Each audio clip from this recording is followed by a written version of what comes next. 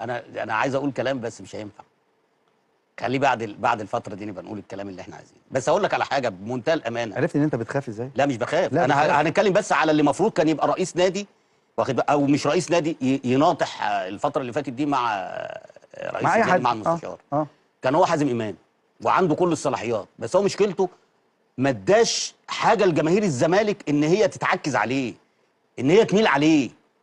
واخد، انا بكلمك بقى، ما تقعدش تغمز لي، انا بكلمك بجد. اخش جواه. طب استنى، واعرف الدماغ الصغنطوطه دي فيها ايه. اخر حاجه القيد ده، انت عارف لو طلع وقال لك لا الزمالك اتأيد، وحتى لو ال9 اعضاء بتوع اتحاد الكوره قالوا لا، يبقى كده عمل ايه؟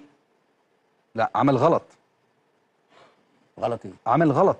لو عمل كده يبقى واحد مسؤول في اتحاد عايز يتحيز لناديه. طبعا انا اول واحد هاجمه. مين ده؟ انا اول واحد هاجمه. ما هاجمتش ليه؟ اللي كانوا بيفتحوا الاتحاد الساعه 9 انا مالي، ما شفتهمش الساعه 6 الصبح، ما شفتهمش الساعه 5 الصبح كنت صغير يا راجل بقى. كنت صغير. لا بص، مش عايزين